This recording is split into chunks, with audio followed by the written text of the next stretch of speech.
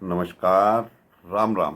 BNA network के YouTube channel पर आपका स्वागत है। मैं हूं कुलभूषण। अगर आप अभी तक हमारे चैनल से नहीं जुड़े हैं तो कृपया चैनल को सब्सक्राइब कर लीजिए। मेरा कंटेंट, मेरा विश्लेषण आज के विषय में आपको पसंद आता है तो लाइक भी जरूर कीजिए।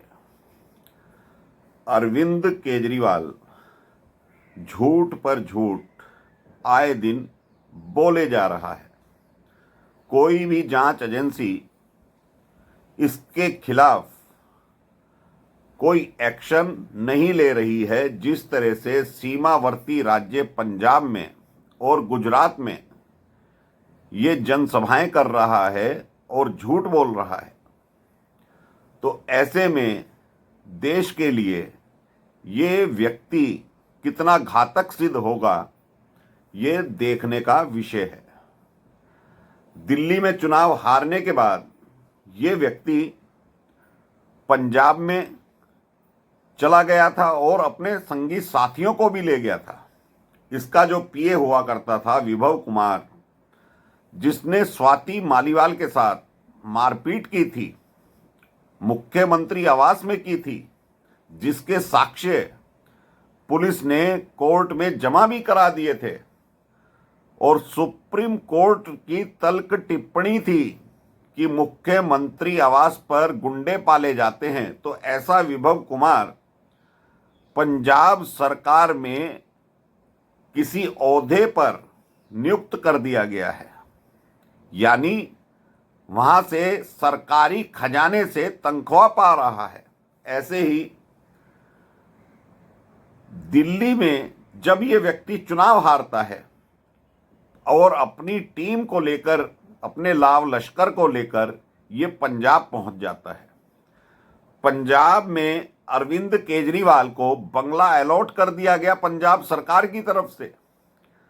जो रिटायर्ड अधिकारी थे, जो अरविंद केजरीवाल की जी हजूरी करते हैं, चमचागिरी करते हैं, उनको भी सरकारी आवास मुहैया कराया गया है पंजाब सरकार की तरफ से। मनीष सिसोदिया हो या केजरीवाल हो, अब ये पंजाब की सरकार की मलाई खा रहे हैं। तो अरविंद केजरीवाल का तो सीधा सा लक्ष्य है कि उसे राज्यसभा जाना है।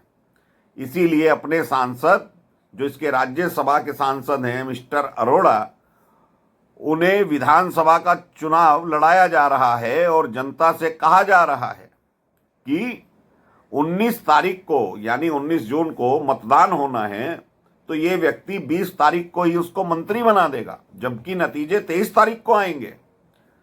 तो ये बयान आपने सोशल मीडिया पर देखा होगा और न्यूज़पेपरों में भी छपा है। और कहता क्या है, अगर पंजाब की जनता ने अरोड़ा को नहीं जिताया, कांग्रेस को जिता दिया, तो तुम्हारे विकास कार्य नहीं होंगे।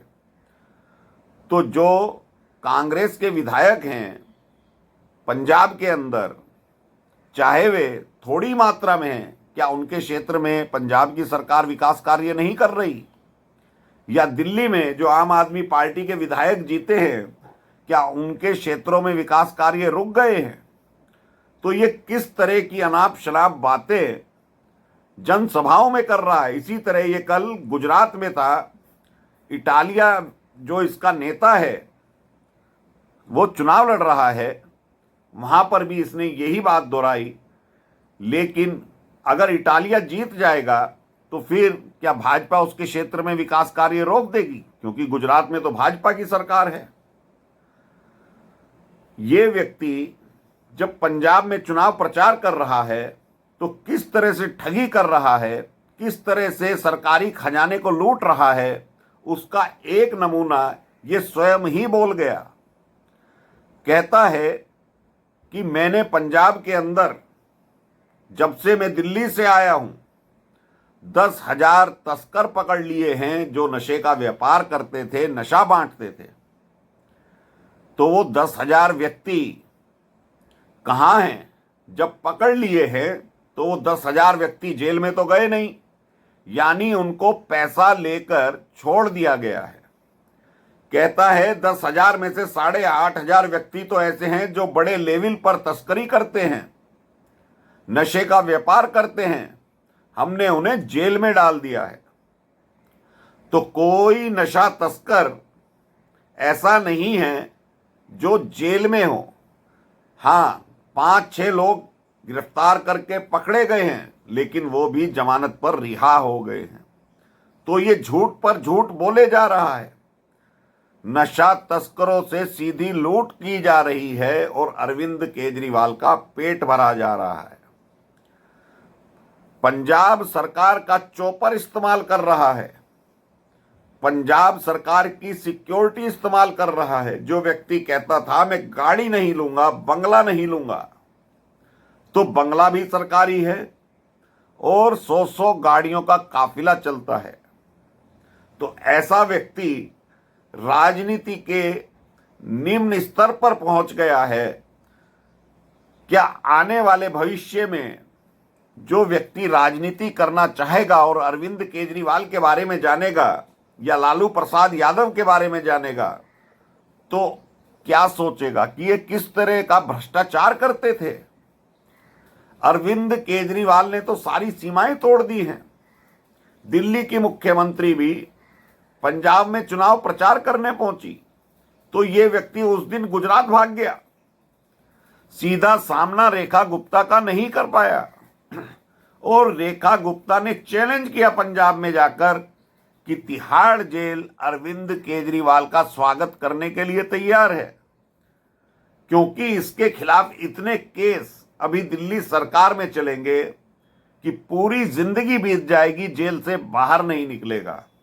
तो ये व्यक्ति अब राज्यसभा जाना चाहता है, क्योंकि सांसद को गिरफ्तार करना कानूनन बहुत मुश्किल है। अगर एक व्यक्ति जब सांसद बन जाता है तो पहले नोटिस देना पड़ता है। अगर संसद का सत्र चल रहा है तो 30 दिन पहले नोटिस देना पड़ता है।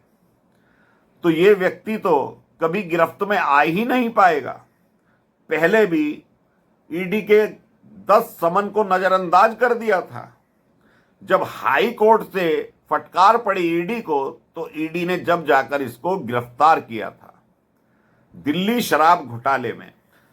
तो खुद ये व्यक्ति दिल्ली में फ्री का नशा बांट रहा था, 1 बोतल पर 1 बोतल फ्री दे रहा था। तो क्या ऐसा व्यक्ति पंजाब में जाकर नशा बांटने वालों को गिरफ्तार कर सकता है? जो व्यक्ति 1 बोतल पर 1 फ्री बांटता हो और इसका मुख्यमंत्री पंजाब का, जो कि सिर्फ मौखुटा है, वो तो खुद नशा करता है। तो क्या ऐसे व्यक्ति, ऐसे सरकार चलाने वाले व्यक्ति प्रदेश को, पंजाब को नशा मुक्त कर सकते हैं? खुद जिसे नशे की आदत हो और फ्री में नशा बांटता हो। तो ये 2 व्यक्ति हैं जो पंजाब सरकार को, पंजाब की जनता को किस तरह से मूर्ख बना रहे हैं।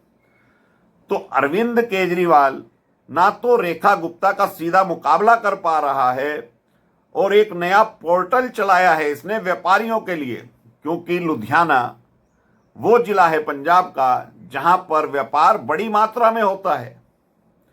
तो आनन फानन में इसने वहां पर एक पोर्टल चलाया व्यापारियों के लिए कि सारे रजिस्ट्रेशन एक ही जगह हो जाया करेंगे।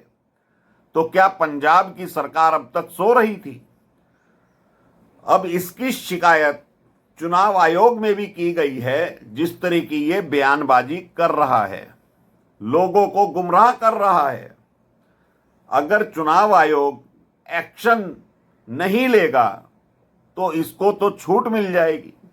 वैसे भी अब चुनाव प्रचार खत्म हो जाएगा, चुनाव हो भी जाएगा, लेकिन ये व्यक्ति हर सरकारी एजेंसी को पागल बना रहा है और सरकारी एजेंसियां भी मूक दर्शक बनी रहती हैं कि ये व्यक्ति कुछ भी बयान दे देता है, झूठ पर झूठ बोलता है। झूठ तो छोड़िए, किस तरह से ठगी करता है। दिल्ली सरकार के हर महकमे में जो सीएजी रिपोर्ट अब आएंगी, कुछ तो जारी हो गई हैं और जो आएंगी दिल्ली सरकार की, कितने बड़े बड़े घोटाले सामने आएंगे। तो ये व्यक्ति उस वक्त कहाँ मुंह छिपाएगा। लेकिन धूर्त व्यक्ति है, खुलेआम घूम रहा है। दिल्ली का बेटा कहने वाला व्यक्ति आज पंजाब का बेटा बन गया है। कभी हरियाणा का लाल बनने की कोशिश कर रहा था और गुजरात में जाकर कहता है मेरा तो गुजरात से बहुत पुराना नाता है। तो ये व्यक्ति पॉलिटिक्स में आने से पहले कभी गुजरात गया नहीं, लेकिन कहता है गुजरात से मेरा बहुत पुराना नाता है। तो इसके पिताजी या इसकी माताजी क्या गुजरात की निवासी थी? तो ये व्यक्ति कब कहाँ क्या बोल देगा। और आज की तारीख में किस तरह से पंजाब सरकार की सिक्योरिटी लेकर, दिल्ली प्रदेश की भी सिक्योरिटी मिली हुई है और पंजाब सरकार की भी सिक्योरिटी मिली हुई है, तो दो दो सिक्योरिटी लेकर चलता है। जो व्यक्ति अन्ना आंदोलन के समय क्या क्या कस्में खाता था, अपने बच्चों की कसम खाता था, कांग्रेस से समझौता नहीं करूंगा, और कांग्रेस से समझौता करके ही पहली बार मुख्यमंत्री बना था। तो ये व्यक्ति देश की राजनीति में किस तरह से गंदगी फैला रहा है, लेकिन जनता को जागरूक होना पड़ेगा। जिस तरह दिल्ली की जनता ने इसको खदेड़ दिया है, अब दिल्ली में एक तरह से इसका प्रवेश वर्जित हो गया है। किसी ने कोई रोक नहीं लगाई है, लेकिन ये स्वयं ही नहीं जाना चाहता।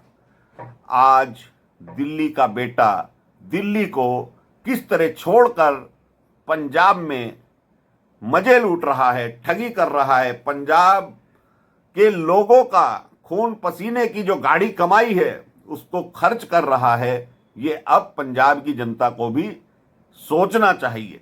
तो अभी के लिए इतना ही। मेरा कंटेंट, मेरा विश्लेषण आपको पसंद आए तो लाइक जरूर कीजिएगा, चैनल को सब्सक्राइब कर लीजिएगा। धन्यवाद, नमस्कार, भारत माता की जय।